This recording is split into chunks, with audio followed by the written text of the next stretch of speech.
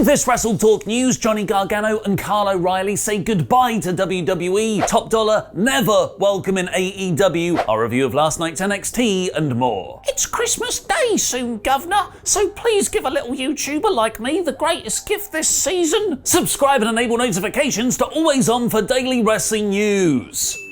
Support Wrestle Talk!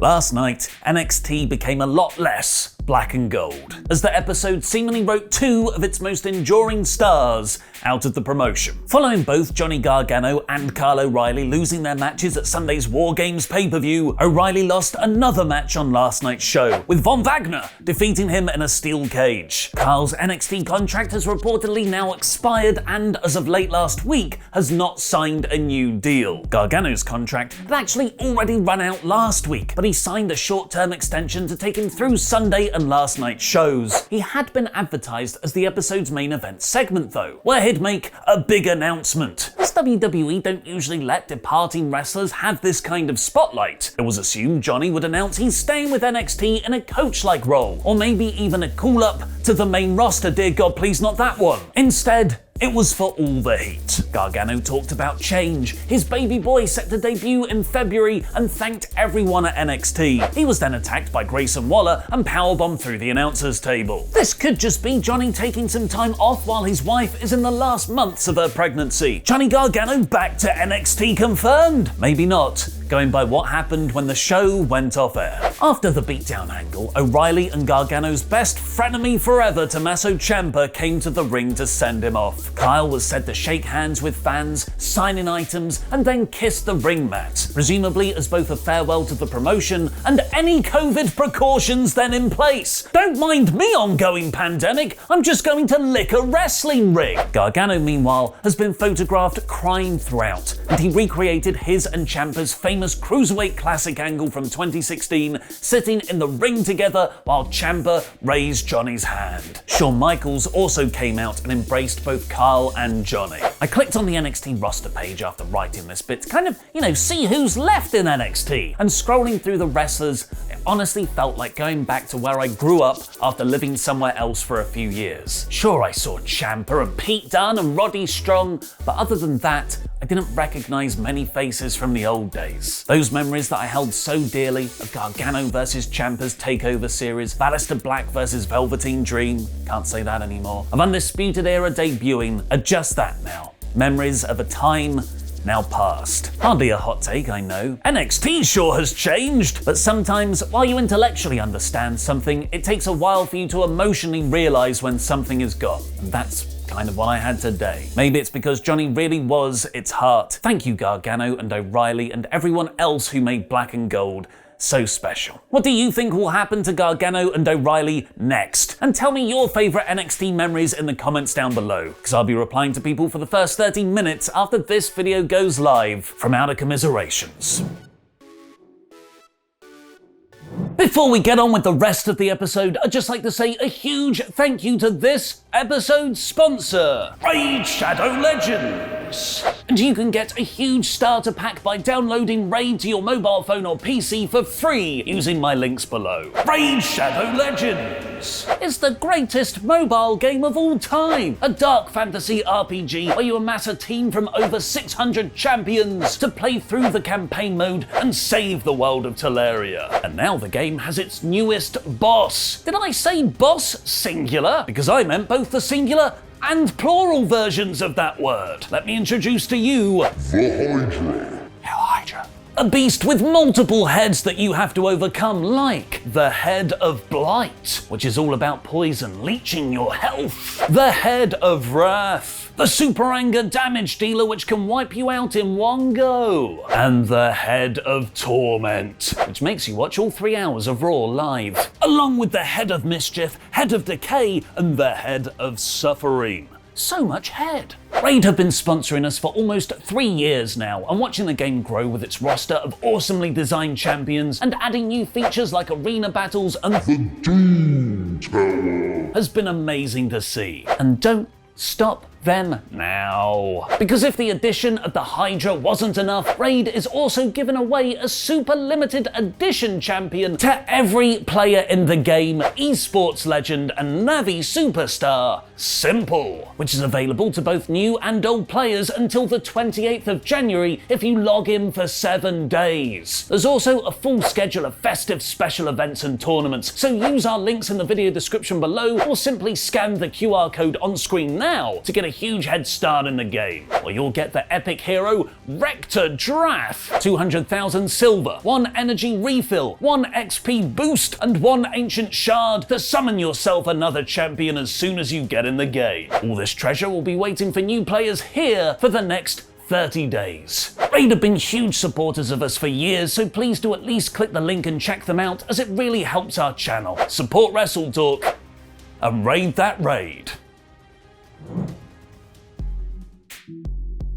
The times, they aren't just a-changing for NXT, oh, they've changed. And the main reason for this is Vince McMahon taking away the brand's creative direction from Triple H, which Shawn Michaels has confirmed in an interview with TV Insider, explaining Vince McMahon and Bruce Pritchard are the ones who gave us the direction of what it is they wanted from NXT going into the future. Usually it would be him and Triple H turning Vince and Bruce's plans into reality, but Hunter's health issues have taken him out of action since September, meaning Michaels has gone from 2 hours a day, 3 days a week, that's not bad, to about 23 hours a day, 7 days a week, which is likely a slight exaggeration, but still undoubtedly a load of work. Triple H thankfully had Michaels to fill in for him while he's recovering, but what would happen to Vince McMahon if he fell ill or worse? When asked on a recent Wrestling Observer Radio, Dave Meltzer said that decision would come down to WWE's board of directors, but it would probably go to the company's president and COO Nick Khan, who's only been in the job since last August. This marks a huge departure from the idea that WWE is a family-run business, with Triple H, Shane or Stephanie McMahon always speculated as its heirs. In some ways, WWE is a better show than Succession. Behind the scenes, not the on-screen one, because that's terrible. But back to Gargano and O'Reilly, NXT 1.0 to AEW confirmed. Speaking on Wrestling with Brandon F. Walker, AEW President Tony Khan has teased, "We have some good stuff coming. We have some good plans for the future, good surprises, and great moments, and most importantly, great wrestling matches." With their Winter is Coming special next Wednesday, which last year saw Kenny Omega win the AEW Championship and the debut of It's Sting, perhaps we'll see one of the many WWE released free agents debut, which currently includes Gargano, O'Reilly, Braun Strowman, Bray Wyatt, Bronson Reed, Breezango, Killian Dane, and Mercedes Martinez. The good money is on O'Reilly having an Undisputed Era reunion next week, which is a shame, as there's a perfectly good Jackson Riker sitting right there. People like Keith Lee and Karrion Kross are still under the 90-day non-compete clauses, but try telling that to Isaiah Swerve Scott, formerly of Hit Row, who's just started hanging around with AEW stars. Before signing with WWE, Isaiah hosted the Swerve City podcast, which actually joined the WWE network for a while. Now no longer with the company, he's restarting the show and has already announced former NXT star Taya Valkyrie and AEW's Eddie Kingston as guests, while also posting photos of him with Malachi Black and his longtime friend Sammy Guevara. One person who is not welcome in AEW though is Scott's former Hit Row buddy, Top Dollar. Over the last few months, Mr. Dollar decided to call out various AEW stars, like insinuating the Young Bucks don't actually collect sneakers, they just do it to look cool, unlike him, who's really cool and does collect them. This prompted insults from both sides, and Top Dollar even released a diss track. Besides, he's a former NFL player. He was one of the hottest acts in WWE. Vince McMahon had big plans for him, and he was seen as the star of Hit Row. There's no way he's going anywhere. Please, have another glass of the Kool-Aid. He was released several weeks after his call-up, seemingly for caring too much, and now 2 AEW stars have said Dollar has burnt his bridge to them. Thanks for your support on Patreon, the Vindicator Finn Brennan and the Mayor of Painesville, Dan!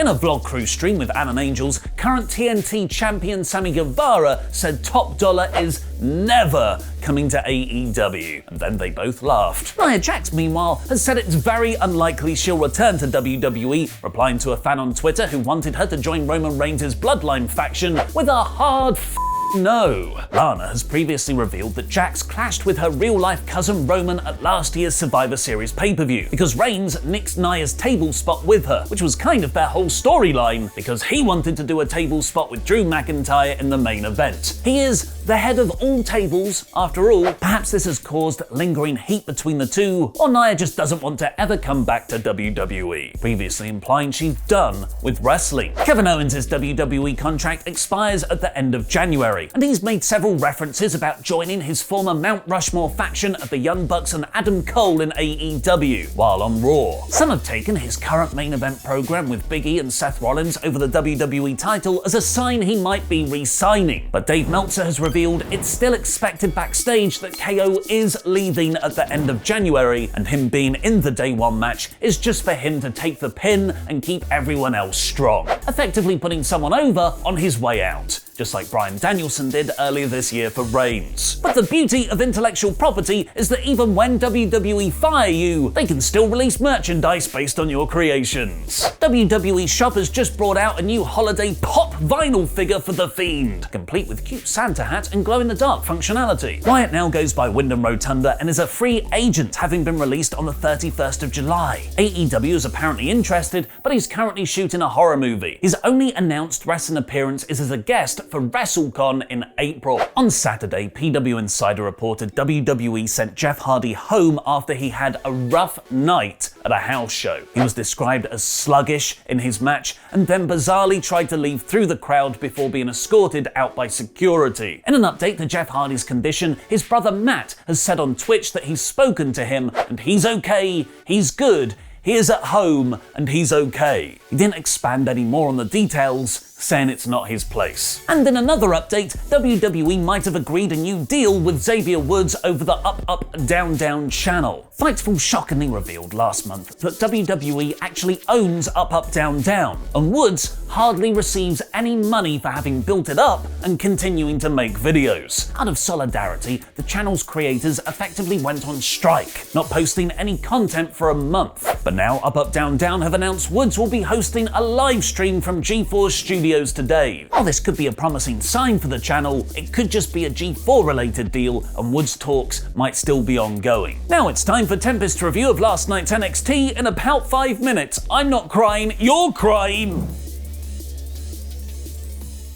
I think Von Wagner somehow has the most generic tights and the most generic music I may have ever seen and heard. What's going on, guys? NXT 2.0 is back with another review of Tempest in about 5 minutes. So this show opened up with perhaps the most generic cage match I may have ever seen as Von Wagner took on Kyle O'Reilly. It's really becoming a pattern at this point that everything Von Wagner does is just fine. I never walk away from his matches thinking, man, that was the worst thing I've ever seen, but I see nothing memorable in his performances either. When you've had 4 cage matches in the span of 3 days in this company, you really gotta make sure the last one stands out, and this one didn't at all. Kyle O'Reilly hit a big knee drop off the top rope, but Von Wagner hit him with a low blow and hit his double underhook slam for the win. I don't know, it was fine. I feel like saying that Von Wagner is fine gives him too much credit. He is the most generic large wrestler I have ever seen. Seriously, get some new tights, dude. This definitely felt like Kyle O'Reilly's swan song for NXT. I'm gonna give this a 2 out of 5. We then had a promo from Braun Breaker where he came out and was challenged by the Diamond Mine because the NXT Cruiserweight Championship doesn't have a weight limit anymore.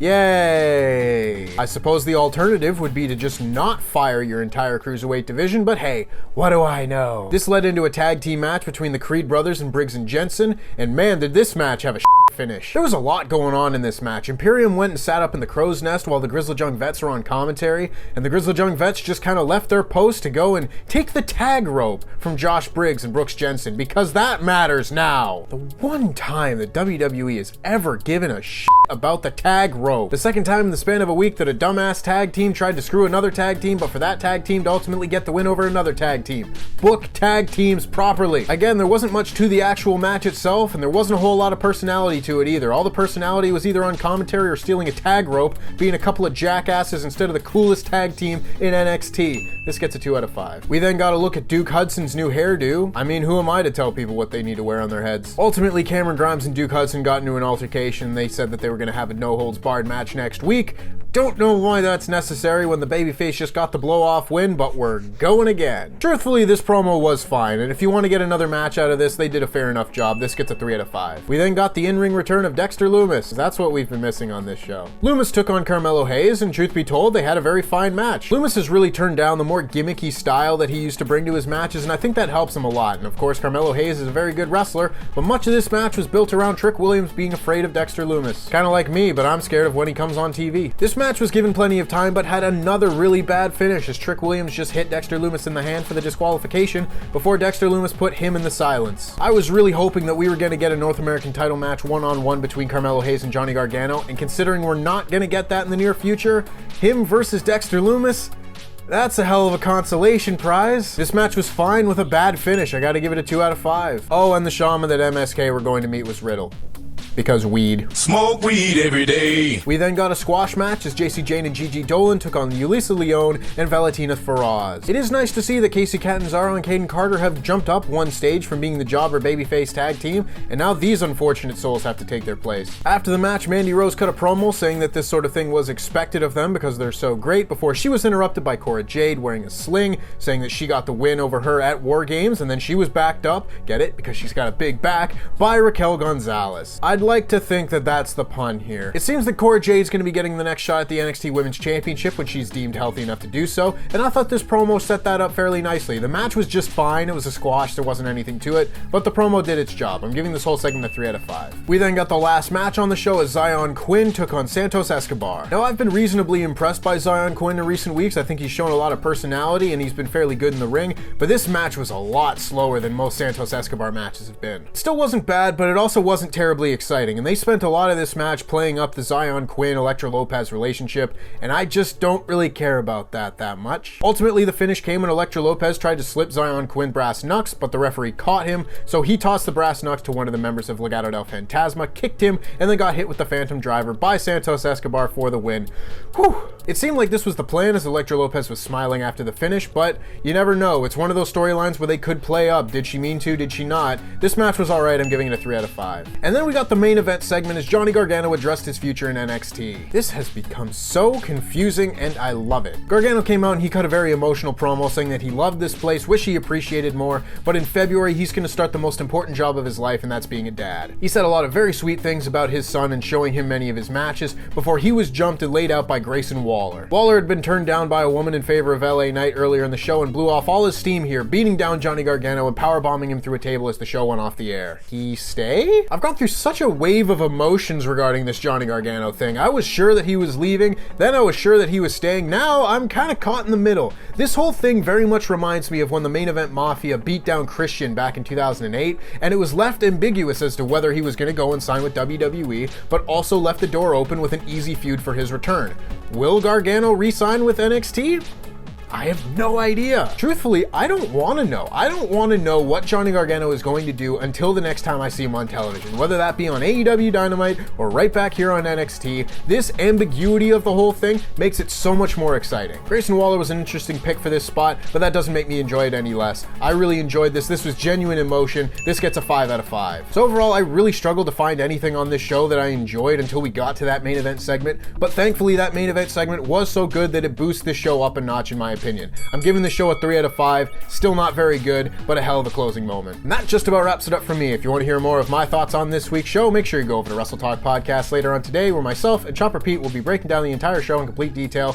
LIW is fine, believe me. Go buy our shirt, it's nice. But before then, we have the latest episode of everyone's favourite odd couple sitcom, the very, very, very, very, very, very old guy Vince McMahon and his selfie-loving nephew, Austin Theory.